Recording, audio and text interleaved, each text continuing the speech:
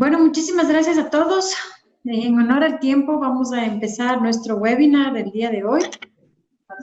Como siempre les digo, para Humana es realmente un honor hacer estos webinars para todos los afiliados, sobre todo de Humana y para el público en general. Creo que hoy, más que nada, necesitamos muchísima información y que venga de expertos en el tema. En esta pandemia realmente necesitamos tener información y datos reales y de gente y expertos que nos pueden apoyar justamente en estas condiciones sanitarias en las que estamos viviendo. Muchísimas gracias. Bienvenidos a todos en esta tarde. Para mí es un honor presentarle al doctor Luis Vázquez, médico cardiólogo. Él presta servicios profesionales en Metrored de Guayaquil. Es magíster en emergencias médicas. Muchísimas gracias, doctor, por estar con nosotros. Muchísimas gracias por acompañarnos esta tarde en la exposición. Como les comentaba, él trabaja en Metrored. Metrored es uno de nuestros grupos, empresa hermana del Grupo Clina, conjuntamente con el Hospital Metropolitano. Ese Hospital Metropolitano es Humana y Metrored. Así que para mí es un honor realmente presentar al doctor. Yo creo que los cuidados de las enfermedades cardíacas en tiempos de COVID es muy importante, así que muchísimas gracias por estar aquí. Quiero comentarles también que todos van a tener el audio prácticamente cerrado para que puedan oír perfecta la exposición del doctor. Si tienen alguna duda, les invito a todos a ingresar a www.menti.com. No necesariamente lo pueden hacer desde la computadora, lo pueden hacer desde el teléfono, por si acaso. Ingresan www.menti.com, ponen el código 438789. Este código está en el chat por si acaso. Y así, de esta manera, cuando el doctor termine su exposición, podremos hacerle las preguntas estructuradamente para que el doctor nos pueda contestar de la mejor manera y ojalá nos pueda contestar a todos y todas sus preguntas. Así que muchísimas gracias a todos, bienvenidos y doctor, le dejo la palabra. Gracias. Buenas tardes a todos. Como les habían anticipado, soy el doctor Luis Vázquez, cardiólogo.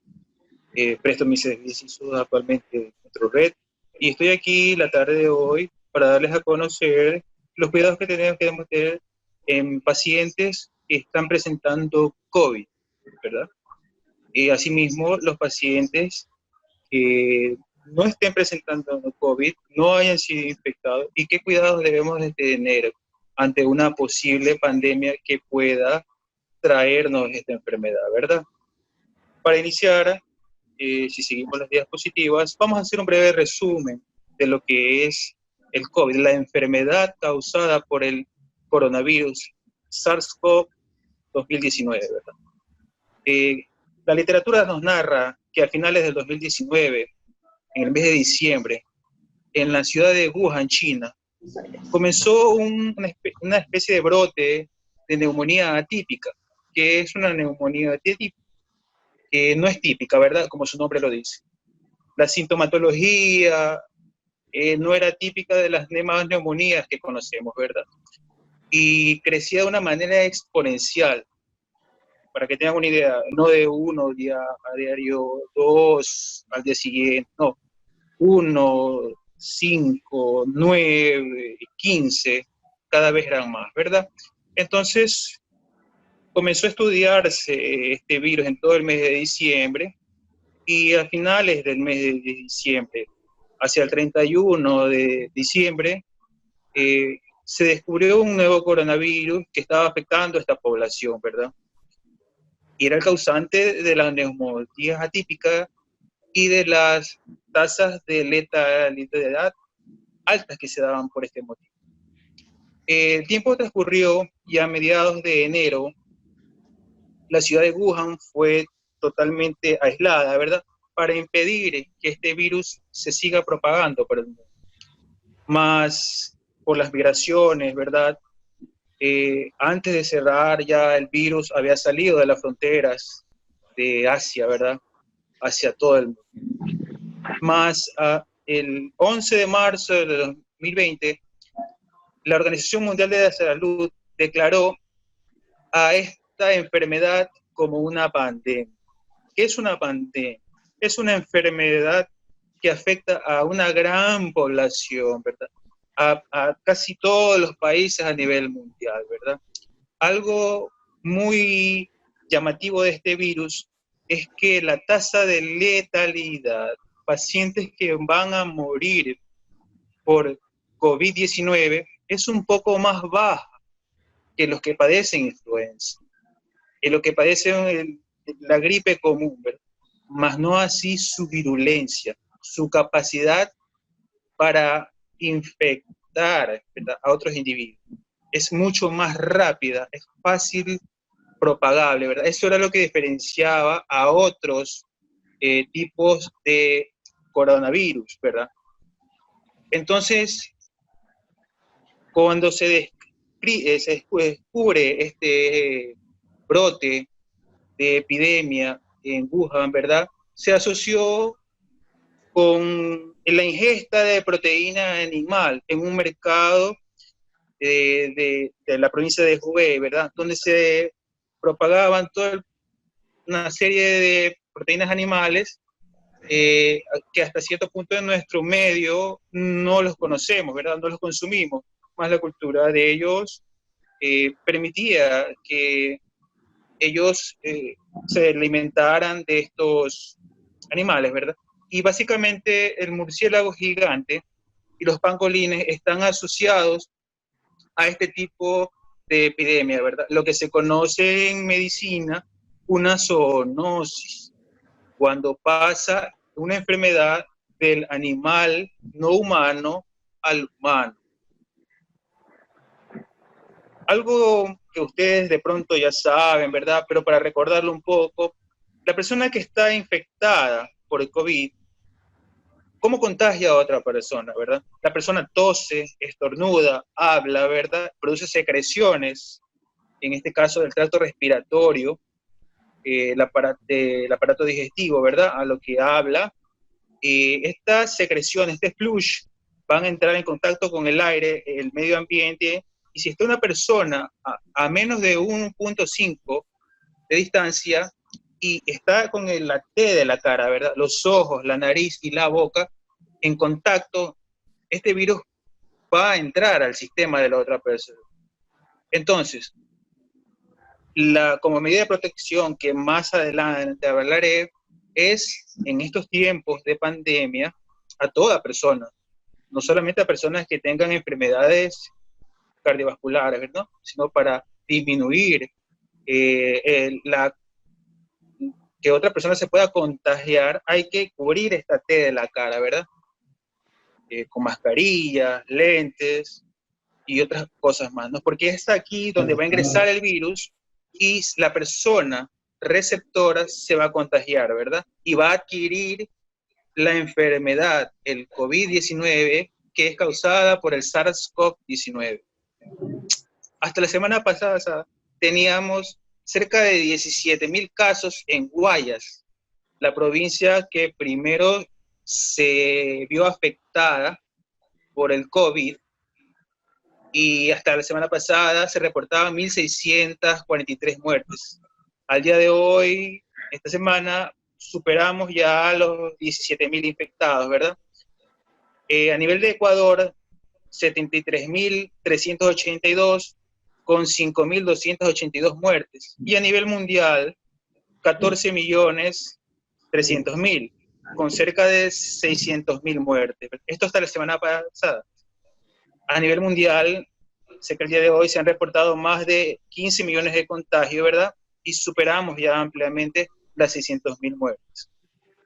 ¿Cuáles son los síntomas más habituales del COVID? Los que todos hemos oído, ¿verdad? Fiebre, tos seca, cansancio. También tenemos síntomas menos habituales, ¿verdad? Como son dolores y molestias a nivel general, de pronto no específicos de un virus respiratorio. Dolor de garganta, lo que los médicos conocemos como faringitis, deposiciones acuosas o diarrea, lo que es la inflamación de los ojos, ¿verdad? La conjuntivitis, lo que se llama, cefalea o dolor de cabeza, la pérdida del sentido del olfato, del gusto, y a veces también erupciones cutáneas o pérdida del color normal de las uñas, de los dedos de los pies o de las manos. Ojo que los síntomas más comunes y menos comunes no siempre se presentan en las personas infectadas por el COVID.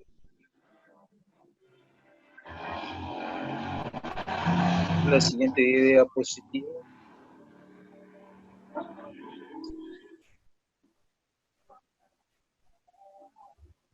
Bueno, como les decía, no siempre estos síntomas se presentan en las personas, ¿no? Se dice que alrededor del 80% de la población va a tener un tipo de sintomatología muy leve, ¿verdad? O leve. En muchos de los casos, leve a moderada, pero solamente el 20% van a enfermar gravemente, ¿verdad? Y dentro de ese 20% van a enfermar muy grave, ¿verdad? Y ahí saldrá la tasa de letalidad. Si me ayudan, por favor, con la siguiente diapositiva. Muchas gracias. Como les manifestaba, los síntomas graves que uno los puede describir en ese 20% será la dificultad para respirar, lo que los médicos conocemos como disnea. ¿Ya? La persona que antes caminaba normalmente 2 o 3 cuadras, 300 metros, ahora se le va a hacer muy difícil, ¿verdad? Mientras transcurra su enfermedad, caminar sin cansarse, ¿verdad? Esto es porque el aparato respiratorio a nivel va a estar inflamado, el intercambio gaseoso y todo esto, ¿verdad? Entonces se va a hacer muy difícil que la persona intercambie el oxígeno por el residuo de nuestro cuerpo que sale, ¿verdad? El CO2, ¿verdad? Asimismo puede haber dolor o presión de pecho, más adelante hablaré un poquito de eso, y la incapacidad para hablar o moverse. Son síntomas de gravedad, ¿verdad? Son síntomas de poner mucho criterio y juicio a la hora de tratar a un paciente, en caso para el médico, o a la hora de tener un familiar, ¿verdad? Y de pedir o acudir hacia una ayuda médica, ¿verdad? Para que tengan una idea, este es el virus del SARS-CoV ampliado muchísimas veces. Como ustedes podrán ver, es un virus esferoide, ¿verdad? Que tiene una cadena como de espinas, ¿verdad? Como una especie de corona, por eso se le denominó coronavirus, ¿verdad? Esta corona de espinas va a tener, si ustedes se fijan bien, en la membrana del virus, una especie de color, es un gráfico, para que tengan una idea, de color verde, va a ser como una cerradura. Esa cerradura tendrá que buscar una llave para poder abrirse. La llave la va a prestar nuestro cuerpo, en las células de nuestro cuerpo, que están alojados en muchos órganos, pero los más afectados, ¿verdad? Los más nobles que se van a afectar para que este virus se pegue hacia la célula y pueda ingresar el espiral rojo que tiene adentro, que es el material genético del virus, y se multiplique, necesita de una célula humana, si no el virus no va a poder vivir mucho. Entonces, esquemáticamente, tenemos hacia afuera el virus y hacia la parte, lo que está, perdón, hacia la parte de arriba, ¿verdad? Y hacia la parte de abajo, lo que dice receptor es nuestra célula del cuerpo. Como les hablaba de la cerradura que la iba a tener el virus, ¿verdad? La cerradura va a ser esa como flor verde, ¿verdad? Y la llave va a ser un receptor que nosotros tenemos en nuestros órganos, ¿verdad? Vamos a hablar del pulmón y del riñón, ¿verdad? El pulmón el pulmón y nuestro corazón van a poner esa llave. Esa llave se conoce como receptor AC2. ¿Ya? Ese le va a prestar la llave para que este virus ingrese a nuestra célula, de nuestros pulmones, de nuestro corazón, de muchos órganos, y este esta cadena que ahora está pintada de morado va a ingresar a nuestra célula y es ahí adentro donde se va a multiplicar muchas veces. Esta multiplicación del virus va a hacer que rápidamente nuestras células, sea del pulmón o sea del corazón, se inflamen, ¿verdad? Y por eso viene la sintomatología, por eso viene la enfermedad. Entonces, ya tenemos una idea más o menos de cómo va a ingresar el virus a nuestro cuerpo, ¿verdad? Nuestro cuerpo le va a brindar esa llave, que son los receptores de angiotensina 2 o AC2, ¿verdad? Para que el virus pueda entrar. Como factores de riesgo para padecer una enfermedad más grave de COVID-19, están las personas mayores de 65 años, ¿verdad? Está también el sexo masculino, que no está descrito en la diapositiva, pero por estadística se tiene que el sexo masculino tiene mayores tasas de complicaciones, mayores tasas de letalidad. Es lo que se ha visto a nivel nacional, latinoamericano y mundial, desde que esta pandemia empezó hace aproximadamente 8 meses, ¿verdad? Asimismo, las personas que tengan enfermedades cardiovasculares, el motivo de esta charla, a su cabeza la hipertensión arterial, que es lo que más frecuente vemos en la consulta de cardiología, también personas con insuficiencia cardíaca de diferentes causas, ¿verdad? Pacientes con cardiopatía isquémica, ¿verdad? Asimismo, pacientes con diabetes, lo que es azúcar en la sangre, enfermedades cerebrovasculares, las arterias de nuestro cerebro de alguna manera están afectadas, ¿verdad?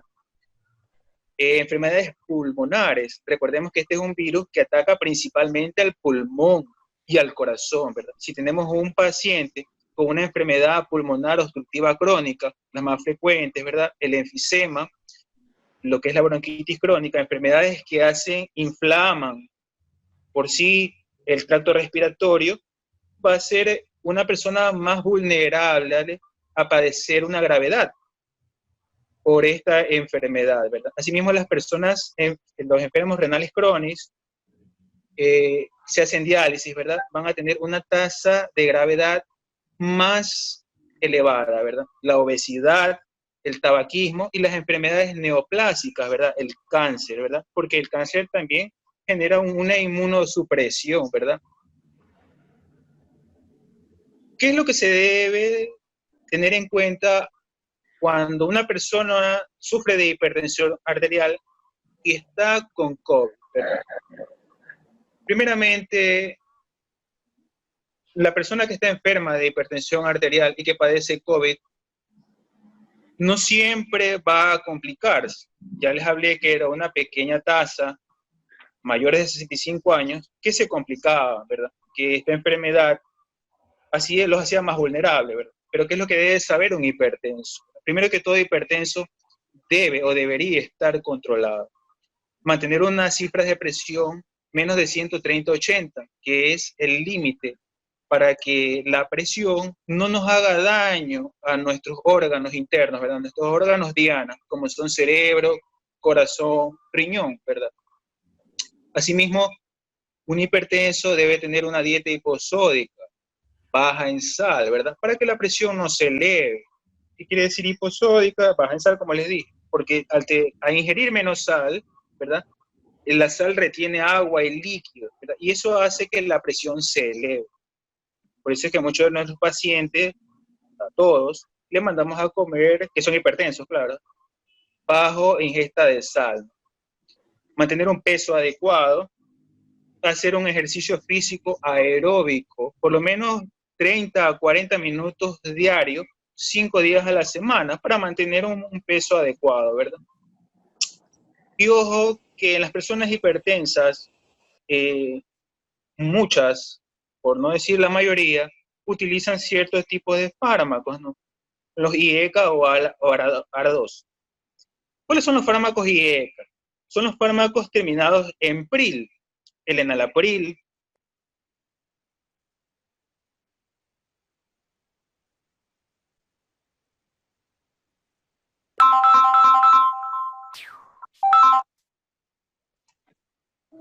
Gracias, doctor. Estaba un ratito en silencio.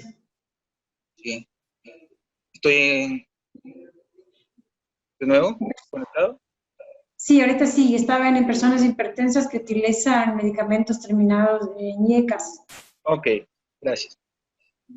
Como les decía, la hipertensión arterial, muchas veces las personas, los médicos, utilizamos estos fármacos, ¿verdad? Los IECA o los ARA-2. ¿Cuáles son los IECA? Los fármacos terminados en pril, enalapril, lisinopril, fosinopril, captopril, o los ARA-2, los sartán, irbesartán, cardesartán, irbesartán. Les nombro estos fármacos porque generaron mucha controversia al principio de esta enfermedad. Se tenían reportes, hipótesis, que estos fármacos no deberían seguir siendo tratados a los pacientes con COVID-19, más eso eran hipótesis. Después se estudió en animales, ¿verdad? Antes del estudio en humanos, ¿verdad? Que estos fármacos, en vez de complicar una infección por COVID-19 en los pacientes hipertensos, favorecían, ¿verdad? Obviamente iban a regular su presión y no inducían una mayor replicación del COVID-19, ¿verdad? Lo que se sospechaba hasta cierto punto, al principio. Porque estos fármacos se tenían en mente que los receptores que yo les decía antes, la llave, se iba a activar un poco más con la ingesta de estos fármacos, iban a permitir que el virus ingrese a la célula de las personas, ¿verdad? Con mayor facilidad. Pero esto se descartó posteriormente y hay la total seguridad de permanecer con IECAS o ARA-2 a las personas hipertensas. Esto es lo que le hablé anteriormente, ¿verdad? De los receptores de angiotensina y los fármacos IECA o ARA-2. Otro tópico abordado en los pacientes en la consulta cardiológica son las personas que tienen insuficiencia cardíaca crónica, ¿verdad? Por cualquier causa. En nuestro medio, una insuficiencia cardíaca, ¿cuál es la definición de una insuficiencia cardíaca, verdad? Es la afección del corazón como bomba, ¿verdad? Por cualquier causa. En nuestro medio, hipertensión arterial, cardiopatía isquémica. Más abajo están las afecciones valvulares, que crónicas, cuando no se las trató a tiempo, ¿verdad? Va a generar una insuficiencia cardíaca. El corazón como músculo no va a tener la capacidad de bombear la suficiente sangre hacia la aorta y por ende hacia el resto de nuestro cuerpo, ¿verdad? Riñón, corazón, cerebro, nuestros órganos diana, ¿verdad? Se dice que estos pacientes con insuficiencia cardíaca crónica también hay que tener mucho cuidado, ¿verdad? A la hora de enfrentar una infección por COVID-19. Más aún así hay que saber que en el COVID-19, cerca de ese 20% que va a ingresar con características de gravedad a un centro hospitalario, ¿verdad? El 24% van a sufrir una insuficiencia cardíaca aguda. ¿Qué es aguda? Menos de una semana, que no es crónica. Es verdad que los pacientes con insuficiencia cardíaca crónica que tengan una infección por COVID-19 se van a ver también afectados, pero por sí solo el COVID puede inducir una insuficiencia cardíaca aguda, un daño al músculo agudo de menos de una semana de evolución. Los receptores, recuérdenlo bien, ECA, ARA-2, también están a nivel de corazón, no solamente a nivel de pulmón. Van a ingresar a las células de nuestro corazón, a los miocardiocitos, y van a producir inflamación, ¿verdad? A nosotros los cardiólogos nos alerta, ¿verdad? Porque la inflamación del músculo cardíaco se la va a conocer como miocarditis. En este caso, una miocarditis viral, ¿ya? Entonces, con todo lo que una miocarditis genera, ¿verdad? Insuficiencia cardíaca aguda, trastornos del ritmo cardíaco, ¿verdad? Cierta clase de arritmias, ¿verdad? Entonces, hay que estar muy atento en estos pacientes, sobre todo en los pacientes graves, ¿verdad? Que han sido ingresados por lo general a un hospital, ¿verdad? Como les dije, las etiologías más probables a nivel cardiovascular para que el músculo se afecte es por injuria, por daño cardíaco, por hipoxia. ¿Qué es hipoxia? Es la poca oxigenación de nuestro músculo cardíaco, o por otra condición que se llama el estrés oxidativo, que va a generar una acidosis láctica. Esto es una hipótesis de la lesión cardíaca en el COVID-19, ¿verdad? Tenemos que vamos a tener por el daño que va a ejercer la enzima, los receptores, ¿verdad? Que van a permitir la entrada, los receptores AC2, la lesión miocárdica inducida por la hipoxia, poca oxigenación de nuestro músculo cardíaco, ¿verdad? ¿Y para qué? ¿Por qué les digo esto? Porque la hipoxia, ¿cómo se produce la hipoxia en nuestro músculo cardíaco? Porque nuestro músculo cardíaco se nutre de las arterias coronarias. Cuando hay un infarto de miocardio, las arterias coronarias se tapan, ¿verdad? La causa más conocida, que no es la causa más frecuente de COVID-19, es que las arterias obstruyen su luz la causa que antes del COVID, ¿verdad? Era la ruptura de una placa de ateroma, pero con el COVID se tiene la idea, ¿verdad? Que la luz del vaso de la arteria coronaria se contrae, ¿verdad? Por una vasoconstricción refleja, una vasoconstricción inducida por este virus. Y esa placa de ateroma, que con el paso de los años, todas las personas vamos a tener de una manera normal, mientras más edad tengamos, más depósitos de grasa dentro de la arteria vamos a inducirle con esta enfermedad que los vasos se contraigan, ¿verdad? Es por eso que las personas de mayor de 65 años tienen mayor tendencia a una lesión miocárdica por este motivo.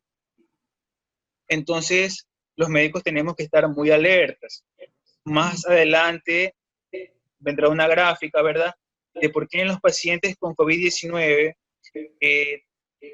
ustedes recordarán que les dije, aparte de la disnea, de la dificultad para respirar, era el dolor torácico, ¿verdad?, el dolor de pecho. Muy probablemente esté producido por la lesión pulmonar, ¿verdad?, que el virus ejerza por la inflamación pulmonar o cardíaca, ¿verdad?, por la injuria del virus, ¿verdad? Asimismo, el virus va a producir daño microvascular, como les hablé, las arterias coronarias, y se va a inducir un síndrome de respuesta inflamatoria sistémica, ¿verdad? El cuerpo responde a ese virus, a ese genoma viral, cuando se introduce en la célula, con una respuesta inflamatoria. Va a arrojar a la sangre un gran contenido de sustancias, interleuquinas, citoquinas y muchos factores que van a inducir una gran respuesta inflamatoria. Y por eso los síntomas que presenta la gente, ¿verdad? Lo que es, en este caso, la dificultad para respirar. Todos estos síntomas, de alguna manera, van a inducir una lesión cardíaca aguda porque llevarían menos de una semana, es reciente, ¿verdad? Esta es una gráfica en la que tenemos un corazón normal en la parte izquierda. En la parte más abajo tenemos un corazón elongado, un corazón agrandado. Pero agrandado por muchas causas, ¿verdad? Por una insuficiencia cardíaca que él ya la tenía, o por una insuficiencia cardíaca aguda causada por el COVID. Como les dije, y la gráfica está, la persona se toca el pecho y refiere dolores en el área del tórax, ¿verdad? Le dije que era causada probablemente por una injuria pulmonar o miocárdica. Los pacientes, hablemos un poquito de COVID-19 y arritmia. Los pacientes que padecen el SARS-CoV, que están infectados con SARS-CoV-19, y que padecen la enfermedad de COVID-19, se registran tipos de fibrilación auricular, ¿verdad?, recientes o crónicas. Crónicas cuando ya tienen tiempo, ¿verdad? Ya son conocidas y que han sido manejadas con cierta medicación y les ha ido bien, pero bastó que se contagien de COVID-19 para que esta fibrilación auricular, que estaba bien tratada hasta hace cierto tiempo, periodo de tiempo, se dispare y sea incontrolable. He conocido el caso de muchas personas que han estado, la manera de debutar con esta enfermedad ha sido una fibrilación auricular. ¿Qué es una fibrilación auricular para la gente que de pronto no sepa lo que es eso, verdad? Normalmente nosotros en nuestro sistema de conducción del corazón, nuestro sistema eléctrico, ¿verdad? Vamos a tener un estímulo normal, ¿verdad? Pero cuando tenemos una fibrilación auricular, van a haber muchos puntos de estimulación a nivel de la aurícula que no son normales, son patológicos. Más, las fibrilaciones auriculares se las puede controlar o de pronto llevarlas a ritmo sinusal cuando el médico lo crea conveniente, ¿no? Cuando una persona tiene fibrilación auricular, lo aconsejable es tener una frecuencia entre 70 y 100, 70 y 110 latidos por minuto.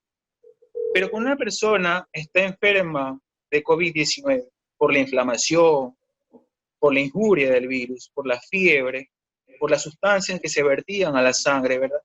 Esta fibrilación auricular, que si bien es cierto estaba bien tratada, se va a disparar, ¿verdad? La fibrilación ya no va a estar en 100, 90, sino que va a estar en 130, 140. Y esta es muchas de las formas de los pacientes en que debutan con COVID-19. Ha pasado el caso de que no presentan fiebre, no presentan disnea, y la manifestación de estas personas es que se les dispara una fibrilación auricular y no se sabe la causa.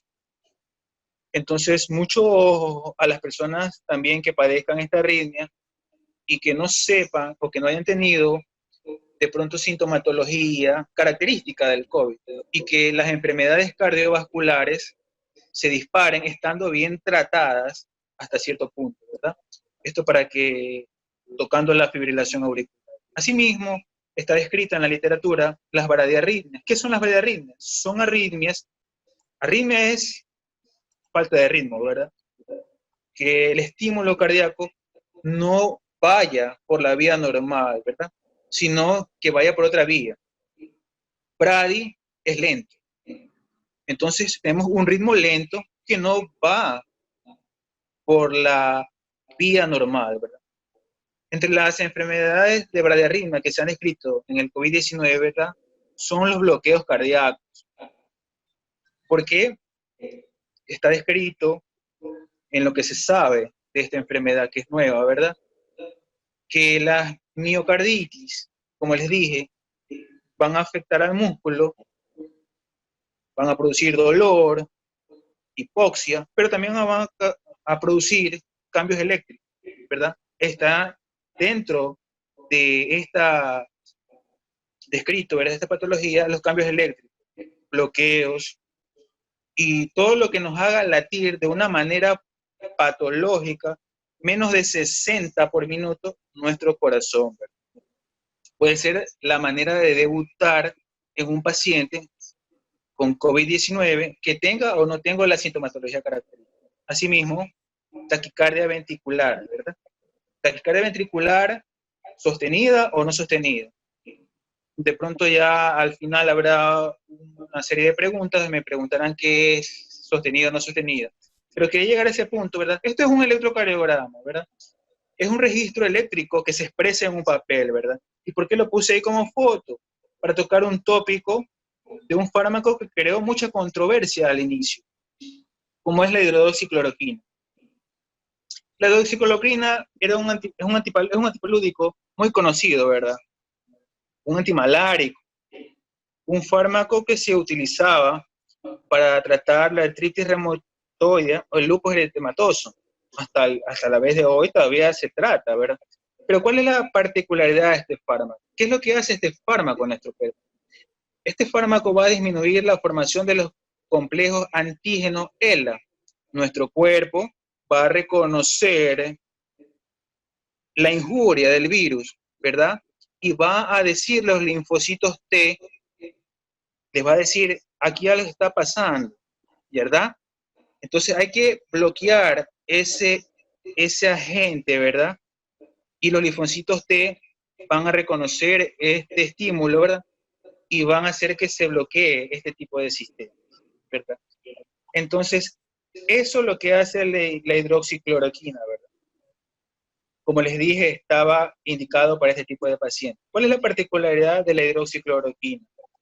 La hidroxicloroquina, bueno, al principio se la trataba con 600 miligramos día, después se llegó a un acuerdo de 400 miligramos día. ¿Qué es lo que hace? Que como efectos colaterales, la hidroxicloroquina produce arritmias ventriculares de un tipo polimorfas. ¿Por qué están producidas estas arritmias? Porque el QT, que es una parte del registro eléctrico de nuestro corazón, se alarga. Cuando este QT se alarga, por cualquier causa, ¿verdad? Sea en este caso medicamentosa, pongamos de mano hidroxicloroquina, ¿verdad? Es un QT alargado de forma secundaria, medicamentosa, porque hay otro tipo de QT alargado, ¿verdad? De causas genéticas. Eso será charla de otra ocasión, ¿verdad? Pero si tenemos de antemano un QT largo, el pedazo de registro eléctrico alargado, y lo alargamos más con un fármaco como la hidroxicloroquina, ojo, la hidroxicloroquina estaba dándose con acitromicina. Acitromicina es un antibiótico del orden de los macrólidos. Ese fármaco también alarga el QT. Entonces tenemos dos fármacos que alargaban el QT y producían en cierto tipo de pacientes este tipo de complicación, ¿verdad? A la final, la hidroxicloroquina se reportó que en una serie de pacientes, sobre todo en los graves, no iba a cambiar el curso de la enfermedad. Y se estudió a los moderados y a los leves en que la hidroxicloroquina lo que hacía era disminuir la cantidad de virus en la nasofaringe, en la garganta, en la nariz, ¿verdad? La cantidad de virus o de residuos virales, ¿verdad? Pero en los graves no iba a cambiar el curso de la enfermedad. Hablemos un poquito sobre trasplante cardíaco y el COVID-19. Sé que en nuestro medio no es común el trasplante cardíaco. Eso es común a las personas que están en otros países, ¿verdad? Europeos, norteamericanos. Entonces hacen trasplantes cardíacos de una forma rutinaria, ¿verdad? Países sudamericanos también, como Brasil, Argentina, Chile, donde el trasplante cardíaco es casi una rutina, ¿verdad? Pero en nuestro país son muy pocos los centros donde se lo hace. Creo que muy pocas provincias tienen acceso a eso, ¿verdad? Y es reciente, ¿verdad? Entonces, lo toco porque muchos de los pacientes, antes de ser trasplantados, para hacer un trasplante cardíaco es porque el músculo cardíaco ya no está cumpliendo su función adecuada. Entonces, tenemos un paciente con una insuficiencia cardíaca. Y ya les hablé de la insuficiencia cardíaca y el COVID-19, que lo hace una persona más vulnerable, ¿verdad? Pero cuando una persona ha sido trasplantada cardíaca, el órgano trasplantado va a ser un cuerpo extraño en nuestro cuerpo, ¿verdad? Porque es de otro paciente, es de otra persona. Lo que lleva a una supresión farmacológica que los médicos dan a los pacientes, en este caso los cardiólogos, para que ese órgano trasplantado no cause rechazo por el individuo que lo recepta, ¿verdad? Entonces, se da normalmente a todo paciente trasplantado, ¿verdad? Una serie de fármacos, ¿verdad? Los he narrado, lo he puesto como el micofenolato, la azathioprina, los corticoides, ¿verdad? Pero estos fármacos hacen que las defensas del cuerpo disminuyan, ¿ya? Entonces, lo que se está propagando, ¿verdad? Es de que en los casos leves se suspenda por un lapso de 48 horas máximo, ¿verdad? Este tipo de fármacos, quedándonos solamente con una dosis de corticosteroides, ¿verdad? Que hasta cierto punto de vista, hasta hoy en día, se tienen reportes de que los corticosteroides, fármacos para la inflamación, disminuyen la mortalidad en pacientes graves.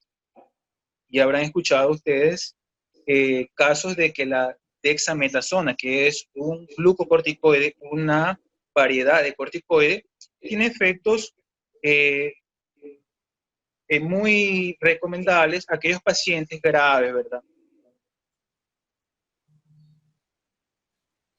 Las secuelas que deja el COVID-19, ¿verdad? A nivel cardíaco, como les hablé, la injuria miocárdica, las miocarditis, los síndromes coronarios agudos, infartos, ya, para que me puedan entender, insuficiencias cardíacas, miocardiopatías, shock cardiogénico. ¿Qué es un shock cardiogénico?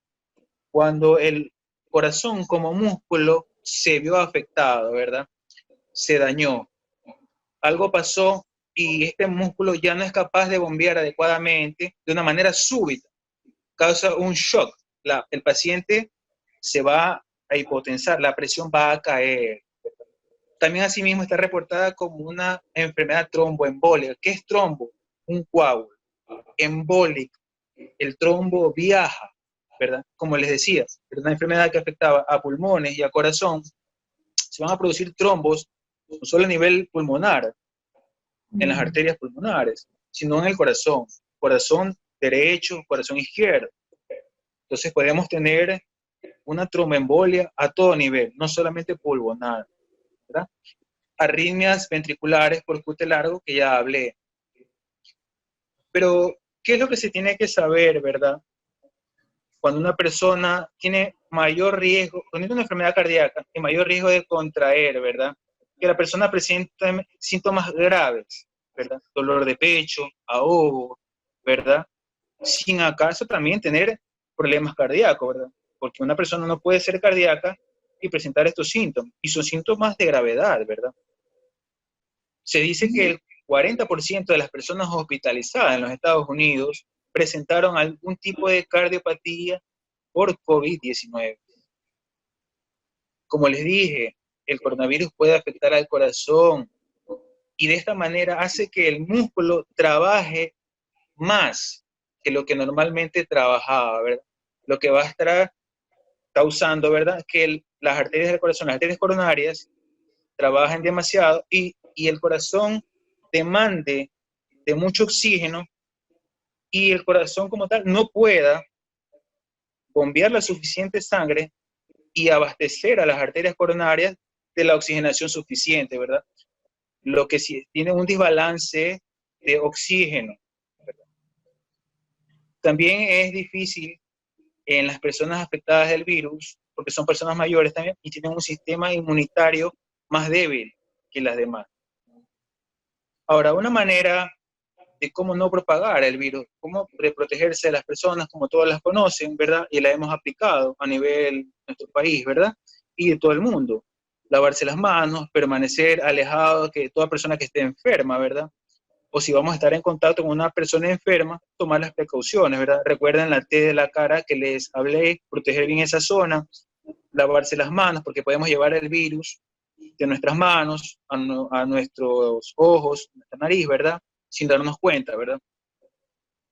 Pedir ayuda a los familiares y amigos que estén enfermos o que podrían estarlo, que no los visiten. Si un familiar está afectado, ya, pedir, por favor, el aislamiento, ¿verdad? Aislarse. Más aún si la persona tiene problemas cardiovasculares y es una persona mayor, ¿no?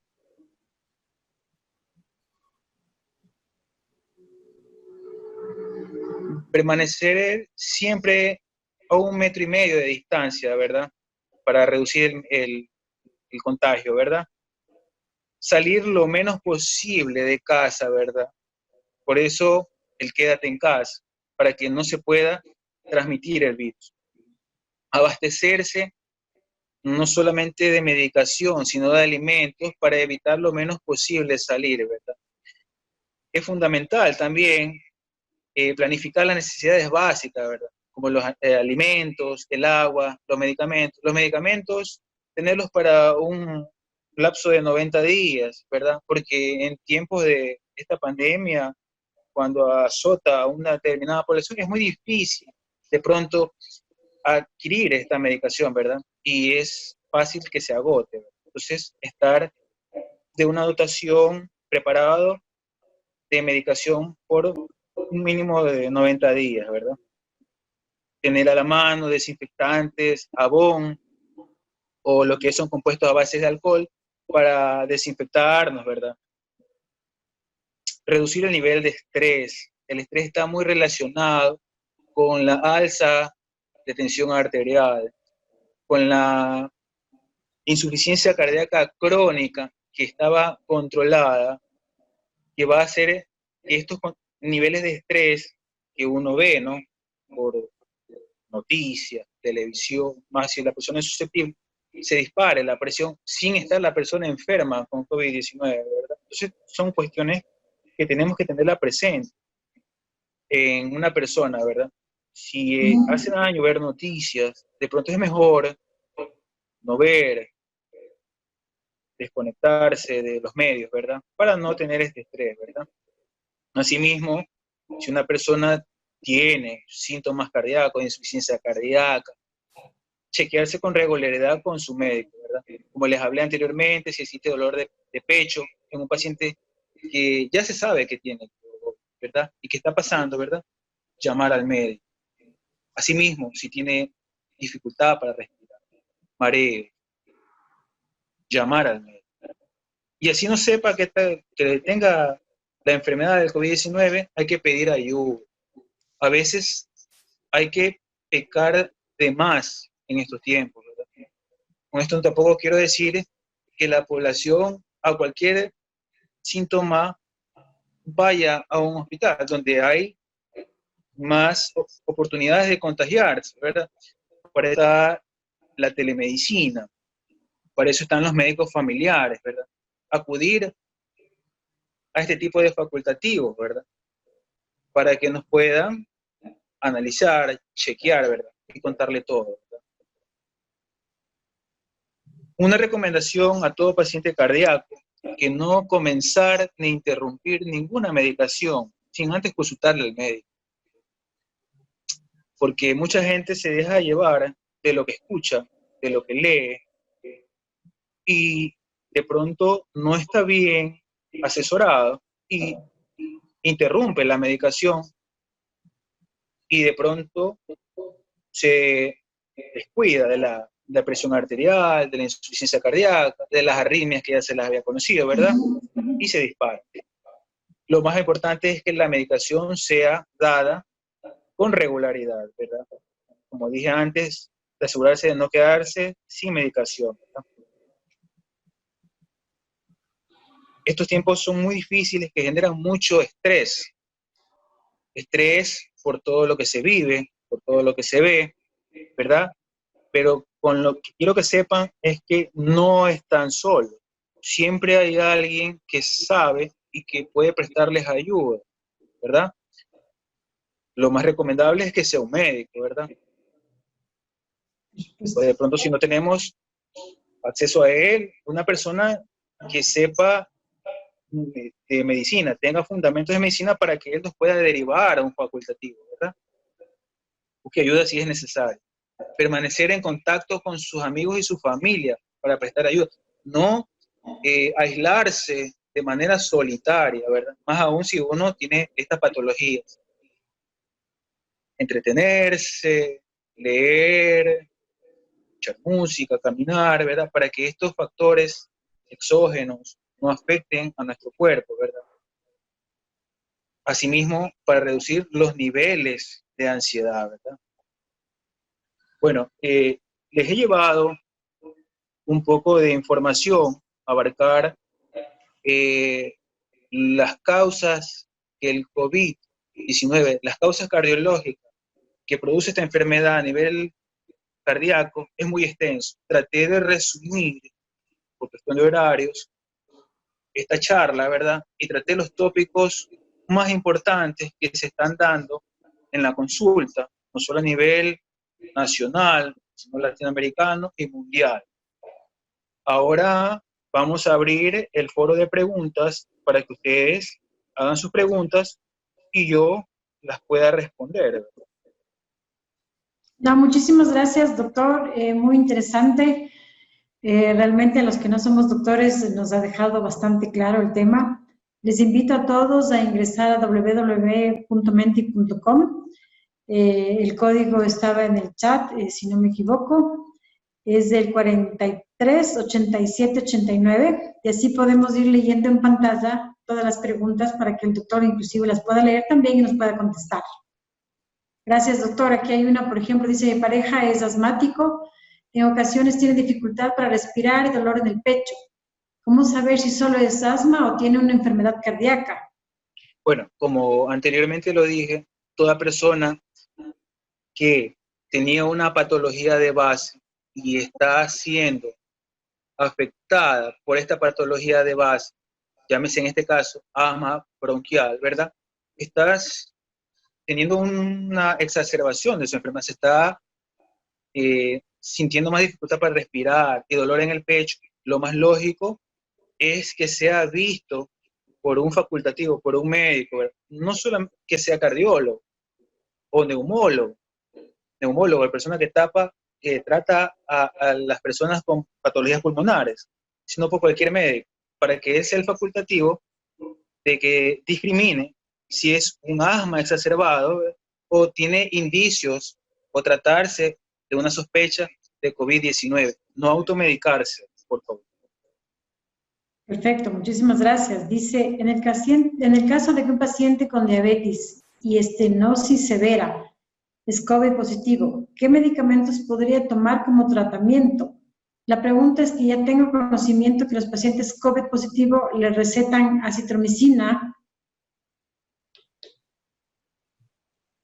Bueno, parece que se quedó un poquito corta la pregunta. Exacto, pero se medica, me imagino, para alguna otra cosa, para algún otro tema de infección. Así es.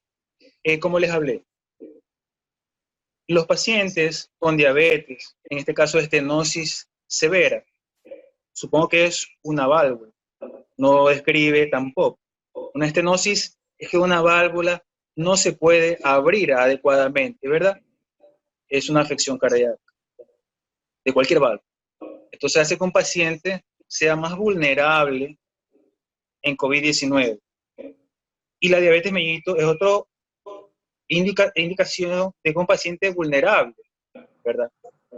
Dice, la pregunta es que yo tengo conocimiento que a los pacientes con COVID positivo les recetan acitromicina. Bueno, no a todos.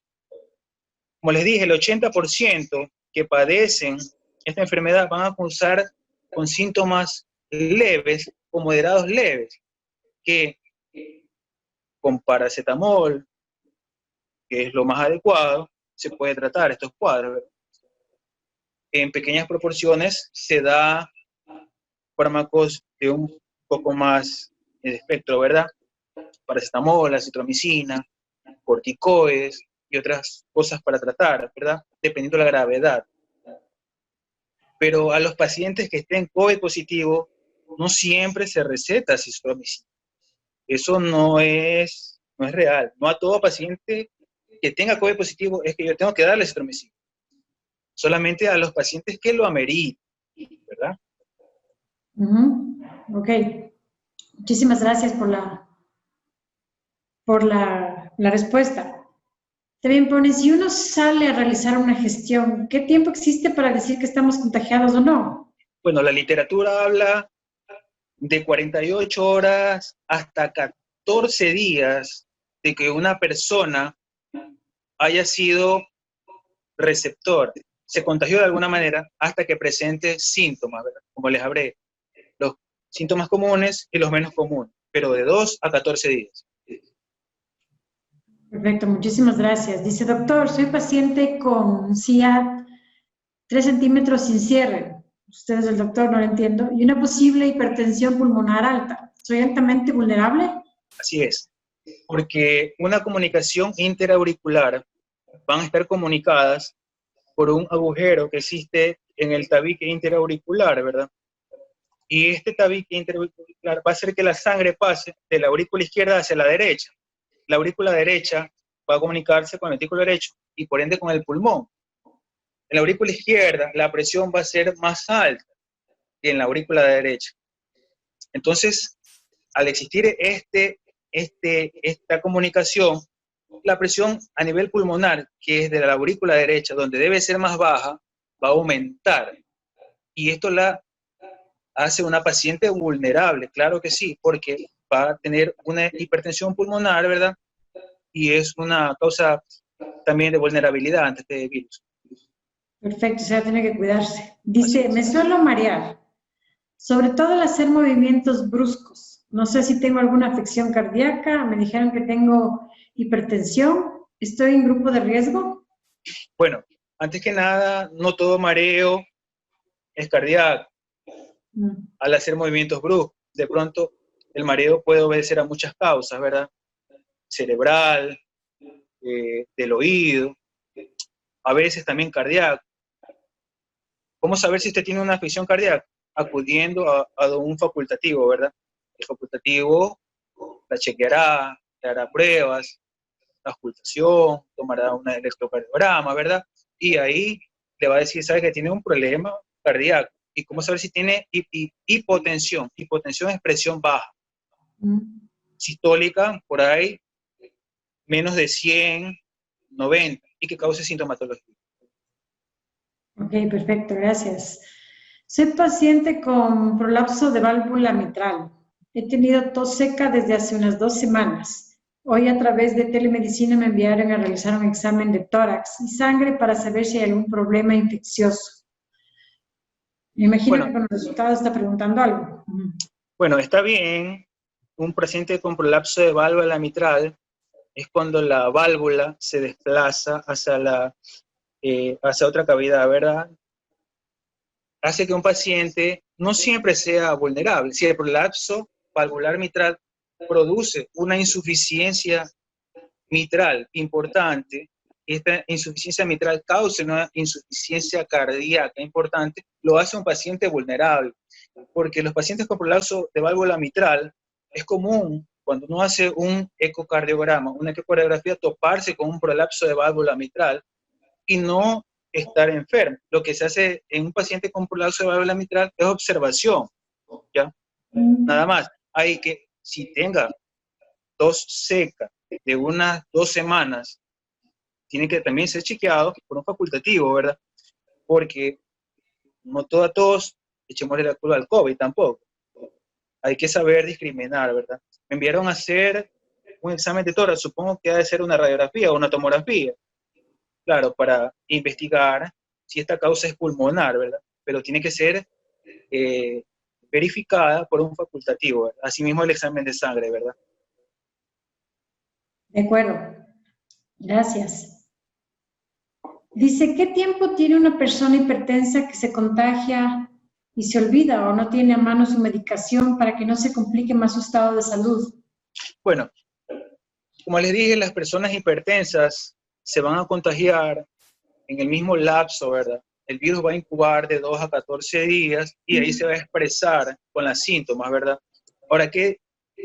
Si se olvida de tomar su medicación, bueno, si está bien cubierto con un buen esquema antihipertensivo, por ahí en 48, 72 horas tenemos un margen de la que la presión no se nos eleve, ¿verdad? Pero si ya pasamos de ese margen, por lo general, no tomamos medicación, la presión se va a elevar y nos va a complicar si nos vamos a encontrar también con un COVID, ¿verdad? Lo más importante es retomar el tratamiento, apenas se lo suspendió, ¿verdad?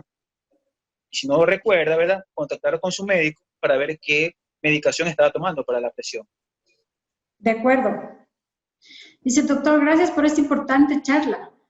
Mi mami es hipertensa, estaba tomando Tenoretic, 50 miligramos de Tenetol, ustedes entenderá ahí.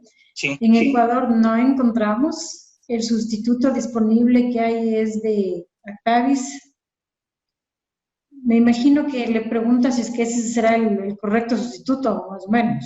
y, o sea, tiene el mismo componente, ¿verdad? Que es atenolol y clortalidona, que es un diurético. Atenolol es un antihipertensivo, el del orden de los beta bloqueantes, y clortalidona es un diurético. Ambos sirven para disminuir la presión, ¿verdad? Por ahí la dosis está un poquito más, por el que he encontrado, subida del diurético, ¿verdad? Más si no hay la disponibilidad de conseguir o de tomar esta dosis que ella venía tomando y tiene este fármaco, yo le diría, tome el fármaco, ¿verdad? Que tiene a la mano, que tiene el mismo componente, y de pronto el diurético es un poquito más elevado, pero a no tomar nada y descontrolarse, es mejor tomar esto, ¿verdad? Y ante cualquier síntoma que presente, comunicar al facultativo, ¿verdad? Perfecto, perfecto. Muchas gracias. Siguiente pregunta. Soy hipertensa y tomo Aprovax 305 miligramos porque está fuera de los medicamentos que expuso. Bueno, supongo es Ibersartán, ¿verdad? Como les dije, era un fármaco de los ARA2, ¿verdad? Y 5 es amlodipino. Entonces, son dos fármacos que no tienen nada que ver con el curso de una enfermedad por el COVID, ¿verdad? Están dentro de los fármacos para tratar la presión y mientras esté su presión controlada con este fármaco, debe seguirla tomando. No hay por qué descontinuarlo. Ok, perfecto, gracias. Estoy con hipertensión y la prueba rápida me salió el IgM positivo. Hoy me realicé el PCR y por precaución comencé tratamiento preventivo. ¿Alguna otra precaución que deba tomar? Bueno, comencé a tomar tratamiento preventivo. Si la persona que hizo la pregunta es un facultativo, caso médico, está bien, ¿verdad? Él tendrá sus motivos. Pero si salió IgM positivo, tratamiento preventivo, no entiendo bien la pregunta. O sea, ¿qué tipo de tratamiento también empezó? Como les dije, no todo paciente con COVID necesita enviarse el arsenal de medicamentos como un grave, o un moderado, o un leve. Hay que encasillarlo, ¿verdad? Perfecto. Listo. La siguiente, ¿existe algún estudio que justifique el por qué esta enfermedad afecta más a los hombres que a las mujeres? No, no hay un estudio como tal. Todos son estadísticas. Recordemos que esto es un virus nuevo. Un virus que no se conoce realmente mucho. Cada día salen nuevas sintomatologías, nuevos reportes de casos, ¿verdad? Lo que sí se tiene es la estadística que más afectan a los hombres, ¿verdad? Por ahí 52%, 48%. Perfecto. Bueno, sí, tienen que cuidarse más los hombres, no sé. Dice paciente con EPOC y hipertensión, ¿qué medidas debe tomar para cuidarse y no contagiarse? Bueno, ¿qué medidas debe tomar para su patología de base? Enfermedad pulmonar obstructiva crónica, ¿verdad? El médico neumólogo tendrá que ver el estadio de su enfermedad y él aplicar el tratamiento correspondiente. El médico cardiólogo, si es hipertenso, aplicar el tratamiento antihipertensivo correspondiente a cada caso, ¿verdad? No es que un paciente es hipertenso y voy porque la persona es hipertensa y toma esto y yo voy a tomar esto. Tiene que ser un facultativo. ¿Y cómo hacer para no contagiarse? Bueno, ya les dije la medida de prevención, ¿no? La T de la cara, ¿verdad? Bien cubierta, lavarse las manos, la distancia que hay que tener ciertas personas, ¿verdad? No concluir a tratar de evitar las aglomeraciones, ¿verdad? Por este momento. Perfecto. Dice, buenas tardes, una vez que haya superado el COVID, ¿qué cuidados y hasta cuándo debe seguir un paciente? Bueno, eso es una pregunta muy importante y que la gente nos las hace todos los días en la consulta, ¿verdad? La gran mayoría de los pacientes con COVID, como le dije, el 80%, no va a quedar con secuelas importantes, ¿verdad? Es una minoría la que va a quedar con secuelas, de todo tipo. Como le dije, habían síntomas más importantes. Mucha gente nos pregunta, doctor, he quedado con falta de aire. Sí, es verdad, porque afectó al pulmón, al corazón. Personas que han estado moderadas graves, ¿verdad? Pero eso, por lo que se sabe hasta ahora, va mejorando con el tiempo, la falta de aire, ¿verdad? Asimismo, se han reportado casos de dolores torácicos como hincadas, en la pérdida del gusto y el olfato, ¿verdad?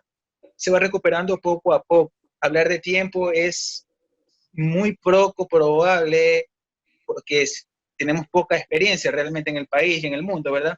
Pero con lo que sí se sabe es que va mejorando con el tiempo esta sintomatología. Hablar de tiempo es un poco difícil, hay que individualizar cada caso. Muchas gracias, doctor. Dice, bueno, tengo estenosis de válvula bilbaba, no tomo ninguna medicación, estoy controlada. ¿Qué riesgos tengo al contraer COVID? Bueno, una estenosis valvular bivalva, ha de ser una aorta bivalva, dos valvas. Por lo general, lo normal es que una persona tenga una arteria aorta trivalva, tres valvas. Si tiene dos valvas, hay más riesgo de que esa válvula se haga estenótica. El lumen de la válvula, la sangre que sale de ahí, no vaya hacia otra parte, en este caso la arteria de aorta, y con el tiempo eso se va cerrando más, lo que lo convierte en un paciente vulnerable. Gracias, doctor. Bueno, una de las últimas preguntas también en honor al tiempo y a su horario también tan complicado, doctor. Dice, es conocido el COVID produce trastornos vasculares periféricos y suelen recomendar tomar ácido salicílico salicílico. Mi pregunta es por qué y por cuánto tiempo y qué dosis se debe tomar. Bueno, una muy buena pregunta que también se nos da el día a día. El ácido acetilsalicílico es la aspirina, que por lo general se da a dosis de 81 a 100 miligramos. Los estudios dicen que hasta 325 no es lesivo. ¿Qué es lo que hace el ácido acetilsalicílico? Es un antiagregante plaquetario. Va a hacer que las plaquetas de nuestro cuerpo dejen de aglutinarse.